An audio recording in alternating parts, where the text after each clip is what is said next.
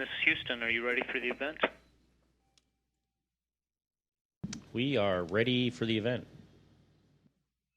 House Committee on Science, Space, and Technology. This is Mission Control, Houston. Please call station for a voice check.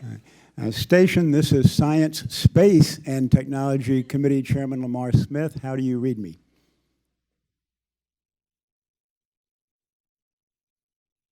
We read you loud and clear, sir, and welcome aboard your space station.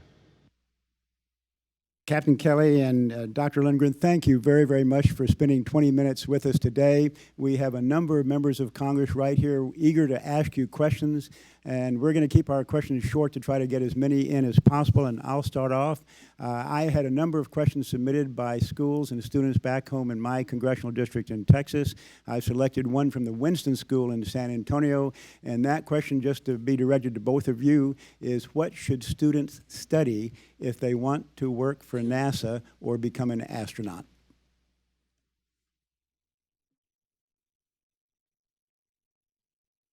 Well, sir, NASA is a pretty large organization, and there's there's all different fields that our employees have backgrounds in. But I think with specifically you're talking about like engineering and science, and as an astronaut you have to have a background in those kind of fields, some type of technical degree. There's a lot of confusion. A lot of times people think most of the astronauts come from the military, and that's not true. We have probably an equal mix in our office of civilian and military personnel, but I think one thing they have in common is really good performance in their chosen technical field, and then a really diverse varied background of the other things that they do that's not part of their professional life. And what I tell kids is, they should pick something that they like and something they're interested in, because they're better or more likely to do well at it. And I would, sir, I'd just add to what Scott said, that when I talk to kids that want to pursue a career in space flight, and specifically to get to come up here and explore with us, that they need to really focus on the science and math and those sorts of things, because that is the language of space flight, and Okay. and they need to be fluent. Thank you very much. The ranking member is recognized. Thank you very much. Dr. Lindgren, as a former nurse, I'm thrilled to see a former emergency medicine practitioner above the station. And is NASA leveraging your expertise in medicine and physiology to reduce the risk for long-term space and travel? And Commander Kelly, thank you as well for being there.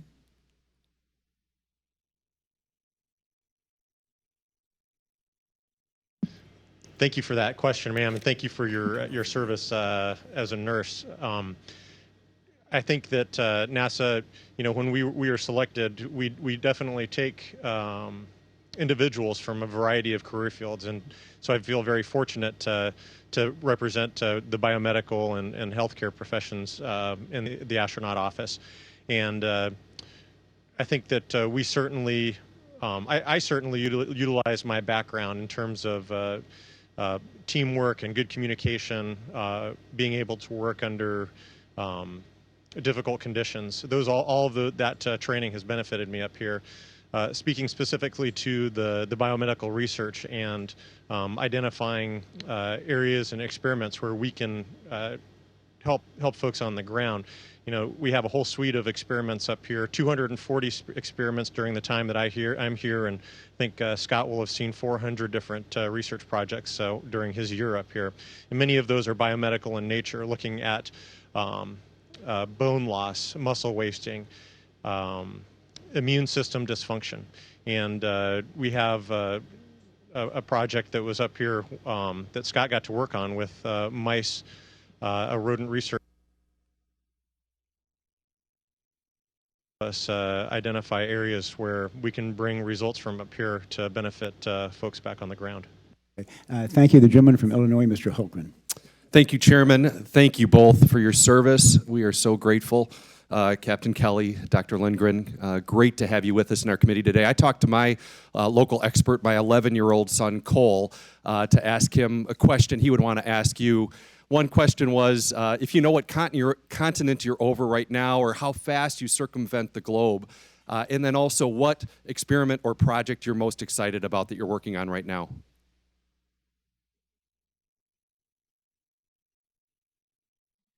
So right now we're over the southern part of South America, and we're heading across the Atlantic and soon to be over southern Africa and then up into Europe.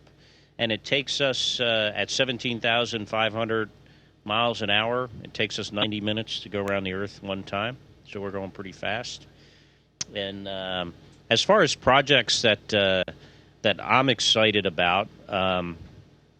You know, we do so much on board here, between like the spacewalks that Kjell and I just did to robotics activities. We have a visiting vehicle coming on Sunday, should launch tomorrow, the Orbital Sciences cargo vehicle.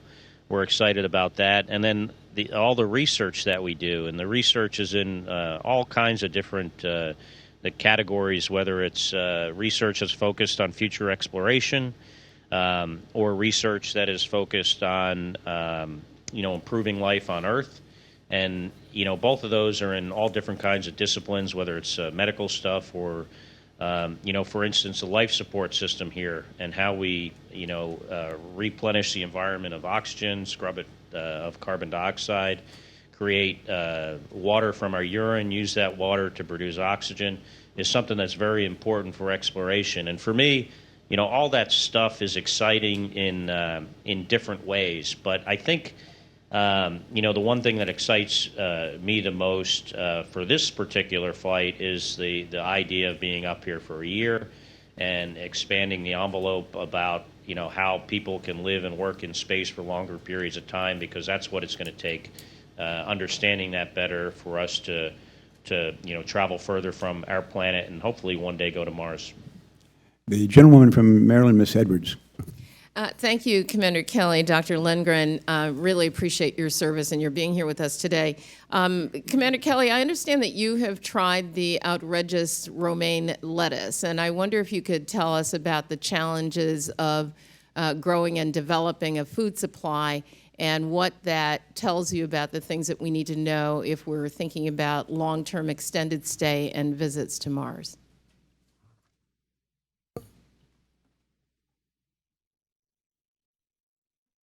That's a tough question you ask. I mean, I'm not, I don't quite understand the logistics train of going to Mars and at what point it's more efficient to grow your own food. Exactly the point where it's more efficient to grow your own food with the resources you need to do that versus maybe pre-positioning food there.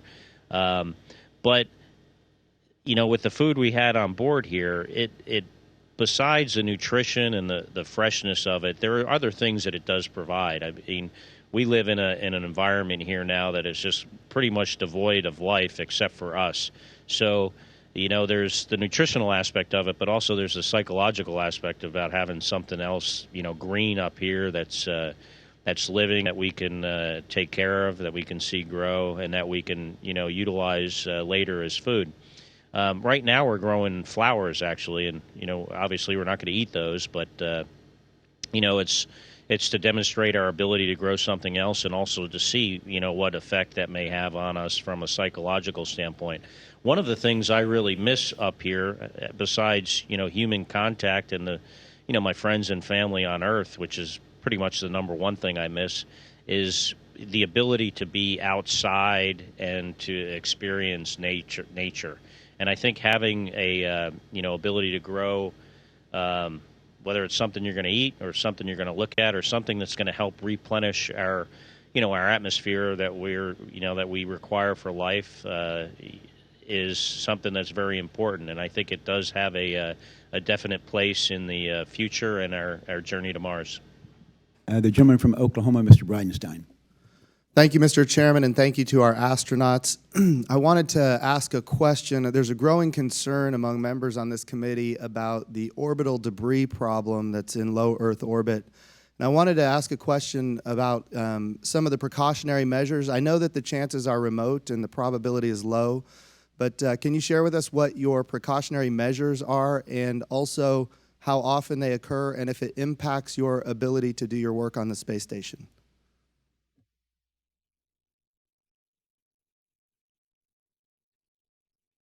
Yes, sir. So that's a pretty complicated problem. And, when you see the graphics, you see all the stuff that's flying around the Earth, the space junk.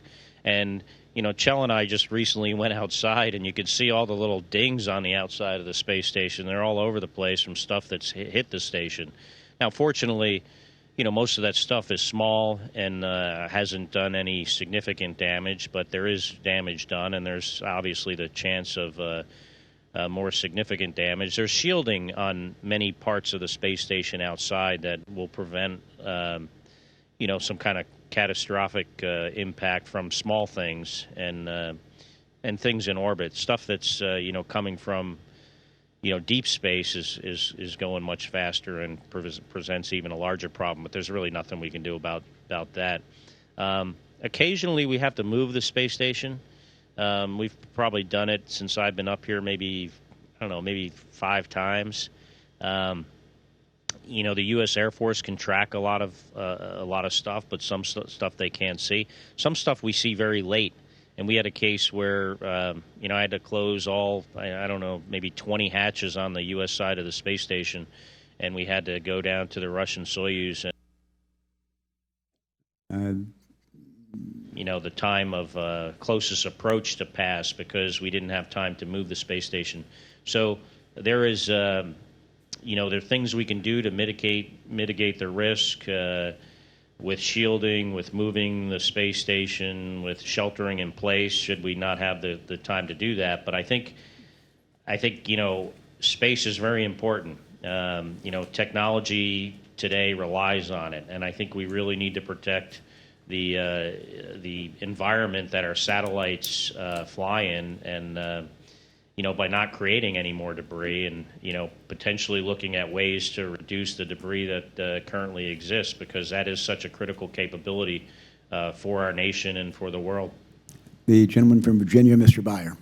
Thank you, Mr. Chairman, and Commander and Doctor, thank you so much for your heroic service, for stretching our imagination and all of our science. We have a complicated relationship with Russia right now, difficult geopolitical situation.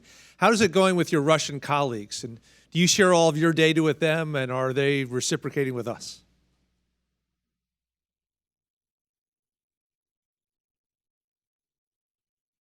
Yeah, so, Russia's really been a great partner for us on the space station, and that's one of the things that is great about this program.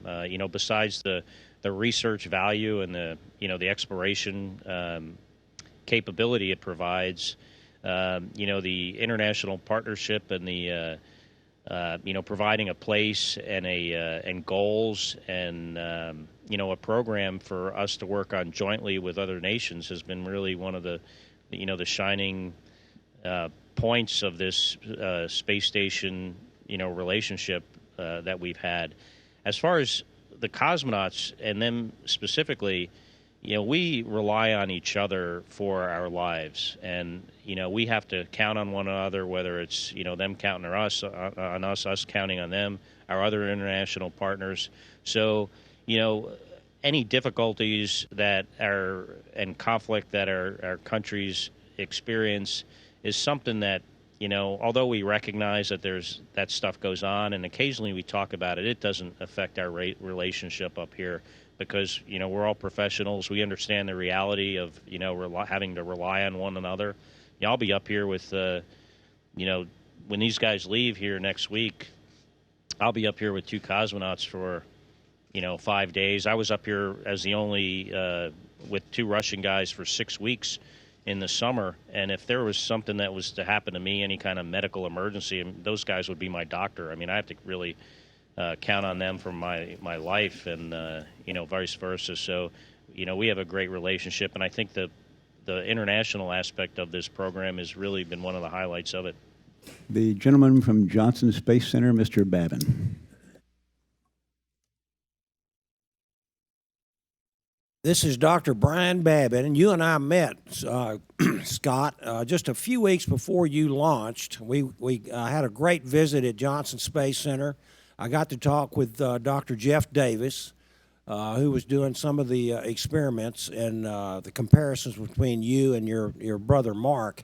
And I am a dentist, and I still have a great interest in my profession, and I wanted to find out. I know your partner. I just wanted to thank him too as well, Dr. Lindgren. Lindgren, I appreciate your service. I wanted to ask you, both of you, what your oral health situation is, and also your general health from your long-term exposure to weightlessness and zero gravity. And have you had any situations where you've had a problem there, and do you have any long-term concerns about that? And again, thank you so very, very much.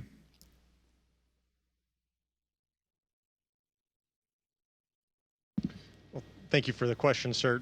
The philosophy of our medical care system is really one of prevention and identifying the healthiest people possible to select into the astronaut office to maintain their health at the highest levels in preparation for flight. It's expensive to, of course, to bring a lot of tools and equipment up to the space station.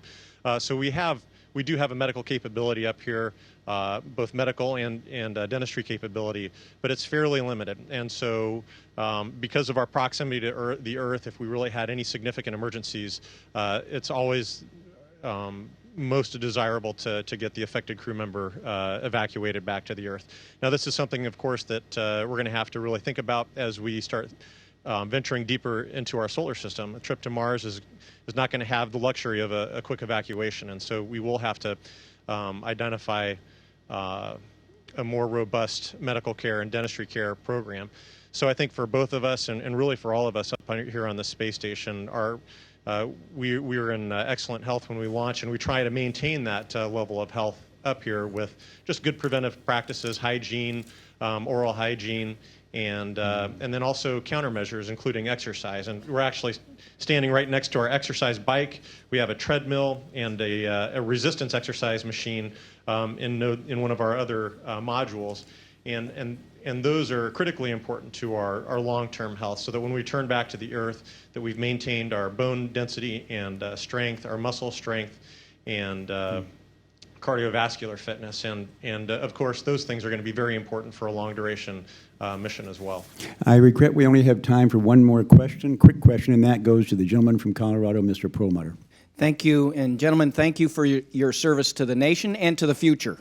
And my question is, and I'm very happy, Dr. Lindgren, you've got so many degrees from institutions in Colorado. My question, we heard in a panel a couple weeks ago that the planets line up in 2033. That's the best time to get our astronauts to Mars. Do you guys think that's feasible?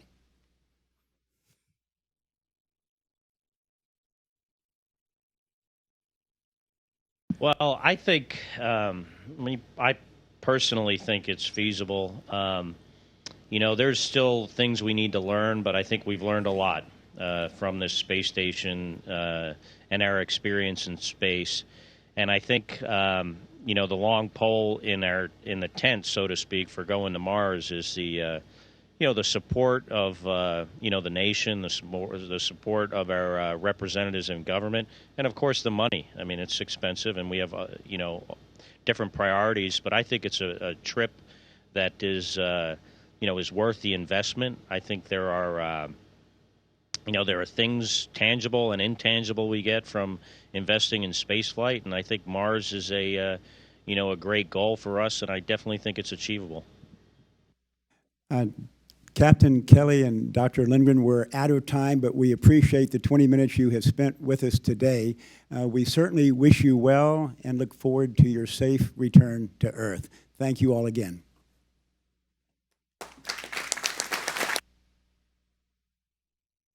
Thank you so much. Thank you so much for your time, and we really appreciate the opportunity to speak with you all. And we also wanted to wish Congresswoman Johnson a happy birthday.